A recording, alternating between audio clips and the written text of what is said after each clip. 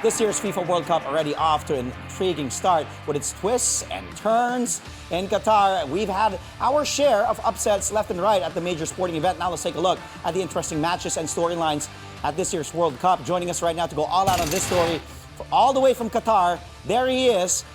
Outside the stadium, the Lusail Stadium, is the one and only, the man, the myth, the legend, Cedelf Tupas from Doha, Qatar. Pards, magandang umaga sa iyo dyan. Good morning. Hi, Andre. It's 5:15 in the morning here. Wow. Thank you for doing this. Said, I know it's wee hours of the morning there in Doha, Qatar. Lots of upsets, close calls. Mukhang marami pang mga surprises na dapat daw abangan. But right now, said, nandiyan ka sa Qatar ngayon, living the football fans' dream of being here at the World Cup. Let's talk about the teams, players that have impressed you so far watching them live, said. Well, I'm honestly, the bucket list for me was watching Lionel Messi and Cristiano Ronaldo live. So I did that. I watched Argentina, Mexico a few days ago. Sana all. And then Cristiano Ronaldo, just earlier this evening, Uruguay and Portugal. I managed to sneak in Brazil against Switzerland, actually. So I had to rush in stages. So it's been a lot of players have impressed. But you didn't mention the team that impressed me the most, which is Morocco, actually, because I watched Morocco and Belgium yesterday. Yeah. And it was an upset for Morocco, and it felt like a home game for them. So 90% of the crowd was Morocco. They came in. They really showed up, the crowd here for Morocco. So plenty of interesting subplots because we're heading into the last few days of the group stage. So magkakaalaman na kung sino papasok sa round of 16, and so far it's Brazil and Portugal, as you mentioned, that has entered the next round. But all of the other groups, they are all up for grabs. So the top two all up for grabs. Even the Spain and Germany group, it's still up for grabs. The US, Iran, England group is still up for grabs, and even the Iran group, like Iran, as you mentioned, and Saudi group with Argentina and Mexico and Poland, it's still up for grabs. So it's certainly going to be a very interesting next few days here in Doha. Well, you already touched up on it. Yung favored team, sabi mo, okay na nga. Yung France, Brazil, Portugal. Intriguing group. Yung Group B match, yung Iran versus US. Iran can advance with actually a win and can win the group with a win and an England loss. A tie is good enough to advance as long as Wales doesn't beat England. The US can advance with a win over Iran. Tapos can win the group with a win naman over Iran. Ang dami. And a Wales win over England. Tapos ang dami palang scenario, no? Tapos 5-goal win over Iran and a tie between England and Wales. Tapos Wales still in the running. They can also advance with a win over England and a tie between Iran and the US. Ano yung mga senaryong nakikita mo dito bukod dun sa may nagpapauwi na Iran daw na jacket na nakasulat dito sa script ko? Okay. Well, yung that Iran USA match, it has a lot of political, it's set in a political backdrop as well. And the talk here in Doha has been yung social media posts ng US that removed some elements of the flag of the Iranian flag, and actually that has really caused an uproar. Iran wanting the US to be kicked out of this World Cup, honestly. So there's going to be that match is going to be, there's going to be a lot of fireworks in that match. I'm pretty sure no team will give an inch. Iran coming off a win is oozing with confidence, and US coming off a draw against England, which they were the better team in that draw. So we're seeing a really dynamic and very youthful US side, plays without fear, and has really taken has really made heads turn in this World Cup. So Ang gandang laban yan. That's gonna be simultaneous as well dun sa isang game na England versus Wales. But I think England, will go through. But etong US-Iran is really something to look out for. I think tonight, it's happening tonight. Well, you did say Morocco. Grabe yung game na yun, and you're one of the fortunate ones to watch that. Huge upset over Belgium. Ano bang nangyari doon? Anong nakita mo, Sed? How did Morocco pull that off?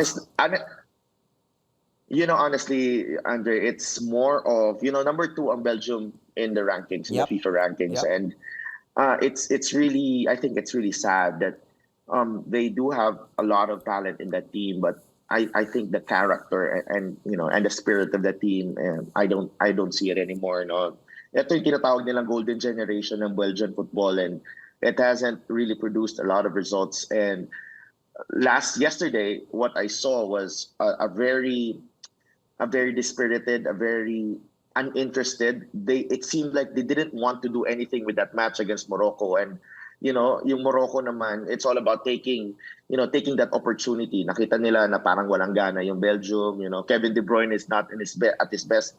And it just, he doesn't seem to be always at his best when he's playing for Belgium compared to pag naglalaro siya sa Manchester City. So Belgium took the game right, took it by the throat, with the backing of the fans, nakuha talaga nila yung panalo. That was a well-deserved win. Oh, yeah. Well, how about Brazil over Switzerland? 1-0. Nabanggit ko nga kanina, late strike from Casemiro, and they continue to miss Neymar because of that ankle injury. Ano yung mga chances na makuha ng Brazil ang title this year? Alam ko, parang tinanong ko yata sa yan, tingin mo kaya ng Brazil ba mag-go all the way? What's good about Brazil is the depth that they have. Yeah. Kanina, they missed Neymar. I think they play better without Neymar. The ball moves around. The players get a lot of touches. Vinicius was doing very well. They had a goal disallowed. I missed the goal actually from the stadium because I had to rush out to go to this Lusail Stadium for the Uruguay-Portugal game. So hindi ko na tinapos. Tumakbo agad ako sa kabilang stadium. But they dominated this game, Brazil, and Switzerland. You have to give credit. You have to give them credit. They played actually very well. They had their own chances as well. But Brazil just too good at the moment in this group, especially sa group na to. How about that Portugal and Uruguay match? You were able to watch that as well. Cristiano Ronaldo, well, akala kanya yung goal, and then Bruno Fernandes ang naging bida dito in this match. Di ba? Akala natin nung una, Ronaldo ang naka-goal for Portugal. But it was Bruno Fernandes all along. Your thoughts on this match and Portugal taking care of business, beating Uruguay 2-0? Well, yeah, the signs have been there for Portugal, even in their first game against Ghana. When they beat Ghana, Ghana equalized, and then they just got 2 quick goals. And Bruno Fernandes is a man in form, and ang maganda dito is he's not shy of the big moments. And kanina nga, when Ronaldo was subbed off, he took the penalty. Yeah. And converted the penalty. So he got 2 goals. He got a couple of assists in the first game. I think so far, you gotta say he's probably one of the top 3 players now currently in this World Cup. Bruno Fernandes, probably together with Messi. Etong si Cristiano Ronaldo, I think his influence sa laro ng Portugal is still big. His leadership is still there. But if Portugal really wants to go on a deep run, they need like a Bruno Fernandes or a Joao Felix to really make their mark on this for this team. So ang nakakalungkot lang dito is that South Korea now needs to take care of business against Portugal. You want an Asian team to go through, yeah, of course, but they have to do it the hard way against Portugal, and that is going to be it's going to be tough odds para kay Son Heung-min and the rest of the Taeguk Warriors if they want to go to the next round. That's going to be really tough. South Korea, they have to go through Portugal. Well, It is what it is. Said, dahil pa natin pag-uusapan, syempre pati yung experience mo dyan, being there with millions and millions of fans. That's coming up. Our World Cup discussion with Cedelf Tupas, our football analyst, will continue after a really quick break. Stay tuned to Sports Desk only here on CNN Philippines, where we go all out for the day's top sports stories. We'll be right back. And we're back. Thank you for joining us here on Sports Desk only on CNN Philippines. And our guest today is Sports Desk football analyst Cedelf Tupas. Sed and I have broken down the games. Now, Sed, pag-usapan natin watching the World Cup from a fan's perspective. I know you said this is, kumbaga, bucket list check for you, a dream come true, being there, watching it live, seeing Messi play, seeing Ronaldo play, seeing all these teams play, the upsets, you're living the dream. Kamusta yung experience, Cedelf, dyan sa Qatar? In a score of 1 to 10, anong score? Marami bang tao? Nakamute ka, Sed. Yeah, the stadium has been full, Andre. It's been fun, you know. It's really a great experience. I think the first time I went into the stadium, I said I am never gonna miss a World Cup after this, just because it's just an amazing experience to see all the cultures, you know, coming together, all the countries coming together. You know, it's in Argentina. You're seeing an Argentina-Mexico game. Yeah. That there are a lot of different countries there watching the game and appreciating football. It's a way of life to some people, and you know, Argentina has the one of the best supporters in the world. And the entertainment that the World Cup brings, the passion. I tell you, it's something that you have to experience if you're a sports fan. Personally, I just don't like all the walking here in Doha. It's been crazy walking from the metro station to all the stadiums. Yesterday, I was at 24,000 steps and I walked 16 kilometers watching 2 matches. So, you know, the drop off for matches is quite far. So, if you intend to go to Doha, that's just one tip that I can give you. You know, you have to be prepared for all the walking that you have to go through, but the experience is all worth it. Ang maganda dito, you know, the World Cup, you know, there's been a lot of controversy in the World Cup, a lot of criticism, but to me, I'm just happy that a lot of our kababayans, you know, they are working here for the as part of the organizing committee of the World Cup. And nakikita mo, you know, magtatanong ka lang, ate, saan po ang train station? Saan po ang gate dito? Papasok ng stadium? No, it's all familiar faces that it's